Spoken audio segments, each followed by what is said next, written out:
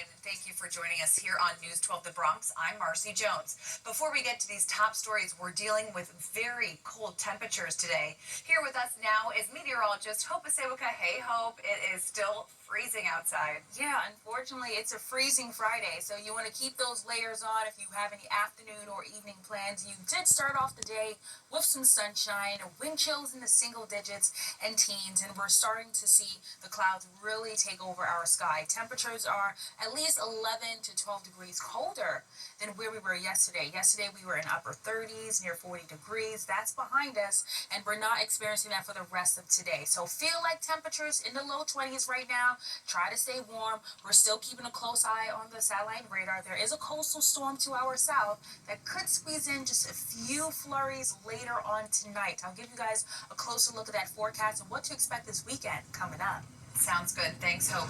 And with the bitter cold lingering throughout the day, many are braving the frigid temps by doing all they can to stay warm. News 12's Brittany Cadet joins us from Pelham Parkway, where Bronxites tell us they're packing on the layers and getting creative. The cold, bitter weather, or as some Bronxites say, cold. Wait, don't say that. Oh, it's extremely brick. Has Bronxites packing on layers for the coldest day of the season. I'm okay because I got a heated jacket on, so and heated socks, so I'm cool. That's Michael, and he left home prepared as record-breaking temperatures pierced the Bronx today. Feel like numbers went as low as 6 degrees, and Michael says his jacket has been the best investment for New York City winters. I buy jackets similar to y'all, somebody said being in fashion, but I'm still cold. So why am I still cold for? And I look at this jacket and I bought it online from Amazon, if I can say that. And and I just took a chance on it. And I was just like, let's see. Nothing to lose, everything to gain. Best thing ever. And to show you just how cold it is right now, not only can you see my breath, but look, I poured a bottle of water here on the ground, and this froze in just under an hour. I made a small ice skating rink here, so just goes to show you how cold it is right now. So if you are heading out, make sure you're bundling up. For now, we're here in Pelham Parkway. I'm Brittany Cadet, News 12, The Bronx. Britt, thanks. I'm going to be like Michael and get one of those heated jackets. And a warning from the MTA, if you plan on taking the train during these bitter cold temperatures, they say the dropping temps could actually cause broken rails or frozen switches. The agency says that crews are prepared to respond to weather-related effects, but riders should still check the Train Time app to find out about any service changes or delays. New video this afternoon showing this new details this afternoon after chemical sand was left spread on one Wakefield street. We're learning that the sanitation department is making efforts to clean up that street now. It started after Joe Amato, who lives on that street, raised concerns that the chemicals were hazardous to his neighbors and pets. He says that this all started in October when a sanitation truck broke down and released hydraulic fuel on the street. A truck sweeper then came and left absorbent sand to soak it all up. But 3 months later, that chemical sand was still there and even spread down the entire street. We reached out to DSNY, and they responded to us this afternoon saying, quote, "We visited this site, and after removing derelict vehicles in the area, we had greater access to the street and were able to sweep it up." They also tell us that there is one more vehicle that still needs to be towed, but once it is, they will sweep the streets again. Dramatic video showing a police chase span. New York Attorney General Letitia James will not be indicted. This is thanks to a decision made by a federal grand jury. This is also the second time that a grand jury debated on charges against the AG. She was facing charges including bank fraud and making false statements on a loan application. Now, this case all surrounds a property that James bought in Virginia. She had denied any wrongdoing, and it's still unclear at this time whether or not prosecutors will attempt to indict her for a third time. With less than 30 days until inauguration, Mayor-elect Zohran Mamdani's transition team has raised more than $3 million. We're told that most of that money is driven by an average donation of $88 from nearly 30,000 New Yorkers. The funds raised will primarily support hiring and retaining staff responsible for building out the new administration. New this afternoon, we're learning that vaccine advisors to the CDC have just voted to stop recommending the hepatitis B shot for all newborns. Instead, they're pushing the decision onto parents. For babies that don't receive the vaccine at birth, the panel is recommending waiting until babies are at least 2 months old to get the shot. The vote was 8-3. Things should be back to normal this afternoon after a tech outage brought down some popular apps, X, LinkedIn, Zoom, and among others. It's said to be because Cloudflare, an internet infrastructure company, was down. They're looking into what exactly caused it, and just last month, we saw a similar outage with them, where it impacted the MTA's website and app as well. It's unclear if that was affected as well this morning. New today, Netflix is expanding its reach. We're learning that the streaming giant has reached a deal worth $72 billion to purchase Warner Brothers Discovery. The deal also splits the company into a pair of publicly traded halves. Once that's finalized, Netflix will take the Warner section, while Discovery Global will keep CNN and other cable channels. However, the combination of Netflix and HBO and Warner Brothers will need a deep regulatory review in several countries, including here in the U.S. A new federal suit is set in motion as the New York Times announces it's suing the Department of Defense. The suit stems from the Pentagon's new restrictions on press access. This led to Pentagon beat reporters forfeiting their press passes last October in protest of the restrictions. The lawsuit will aim to overturn the new policy, and Defense Secretary Pete Hegseth and the chief of Pentagon spokesman Sean Parnell are both named as defendants. The suit is set to be filed in federal court in Washington, D.C. Still to come on 12, we'll have the reason why the medical field has just become a lot harder for low-income students to break into. Welcome back. A major change to federal student loans could shut low-income students out of the nursing field, and educators are warning that the ripple effects could reach every hospital in America. News 12's Mike Lamort has more.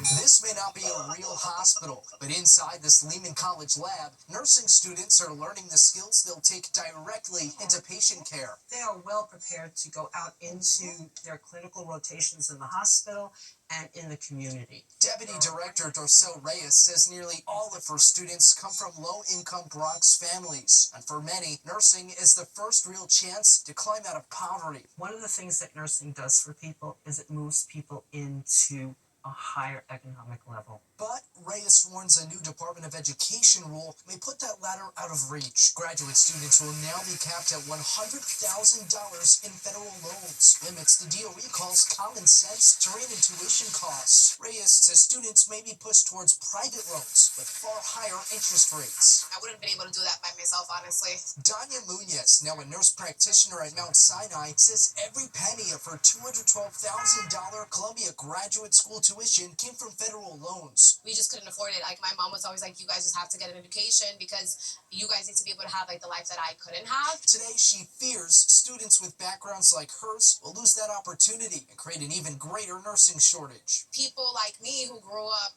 low income and dream about going to school like an Ivy League probably wouldn't be able to afford that higher education. For thousands of future nurses, the question may soon shift, not whether they can keep up with the demands of the job, but whether they can afford to step into it at all. Mike Lamort, News 12.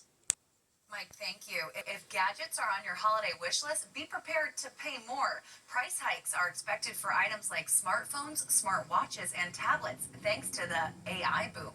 Meta, Google, and Microsoft are among the tech giants who are expanding data centers and infrastructure in order to deal with the demand for AI. The average price for a smartphone is expected to rise to $465 next year. That's according to Popl. Now, researchers say that that's an increase from $457 this year.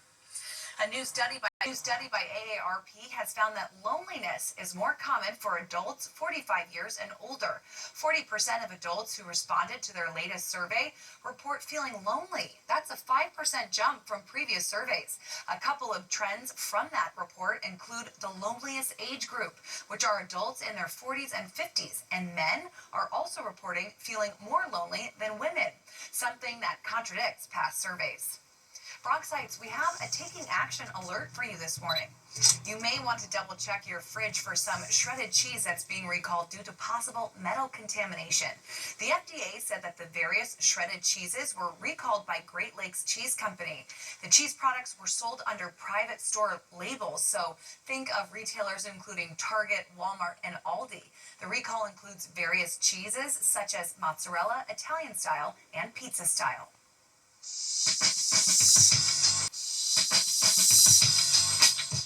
Lehman College is celebrating a massive win for the school, a $50 million donation from the Mackenzie Scott Foundation. The school says that the investment recognizes the hard work of their students, especially, they say, since many of them are often overlooked. It's not the first time that Mackenzie Scott, a noted philanthropist and once married to Jeff Bezos, gave money to the school. In 2020, her foundation awarded Lehman College with $30 million. The school's principal expressing his gratitude for a donation this large during this time. It's been a tough year to get the money in higher education like that, especially at a school like ours, is a validation of what we do. The college says that the money will go towards things like scholarships, career pathways for students, new programming, and much more. That is so cool. We've got meteorologist Hope Aseoka in here with us now. Hey, Hope. Hey! I'm so happy that we're indoors and not outside. I know, but sooner or later, we're going to have to get out there. I'm dreading it. We just got to think warm thoughts. Exactly. Yeah, and do a little countdown. Woohoo! So we are looking forward to some holidays, and also winter is literally right around the corner. We are a little over 2 weeks away, Sunday, December 21st at 10:03 a.m., but we already got a little taste of winter this morning, where you woke up to wind chills in the teens and single digits. But Christmas, 20 days away, time to start doing some holiday shopping if you haven't already. Maybe start putting up the Christmas tree this weekend. It is on Thursday, December 25th, and New Year's Eve, 27 days, Wednesday, December 31st. So a lot of things we can look forward to. Not so much this brutal cold that we're still dealing with over the next couple of hours. So your evening commute, 6 p.m., 32 degrees, will feel like the upper 20s over parts of the borough. Feels like 29 in Parkchester. Doesn't feel any better in Bronx Neck or Soundview. And the clouds still blanketing our sky. That is going to take us through the overnight, where we can even run into a few flurries, maybe some freezing drizzle that can bring some isolated icy spots over parts of the borough and even over parts of the city as well. So you want to keep that in mind overnight tonight into early tomorrow morning. Watch for some icy slick spots on any untreated surfaces. So if you haven't already salt the driveways, the sidewalks, so you can avoid that stepping out the door tomorrow morning. Now tomorrow afternoon will be better. It feels better to be outside. Not as cold as it is right now. Temperatures in the low 40s, still a couple degrees below normal, but at least we are experiencing temperatures back in the 40s. Unfortunately, the clouds will be dominating our sky tomorrow, and then we're seeing a little bit more sunshine on Sunday, but don't get used to the 40s, because look where we're going over the next couple of days. We're back in the 30s on Monday, just similar to what we're experiencing today. Temperatures near 32 degrees, feeling like the 20s, and then you'll be waking up to wind chills in the teens on Tuesday. Oof. All right, thanks, Hope. Don't forget to download the News 12 app for free to stay up to speed on the conditions out there in the Bronx and get the latest hyperlocal headlines on the go. And there's still a chance for you to become a multi-millionaire this weekend. The full details on the next Powerball drawings coming up next.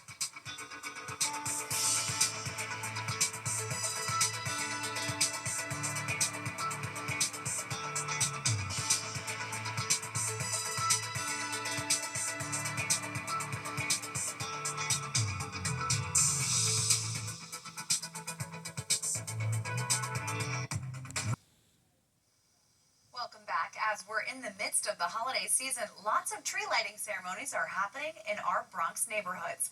Tonight, Bronx Borough President Vanessa Gibson is hosting a Winter Wonderland tree lighting on Lou Gehrig Plaza from 5 until 9.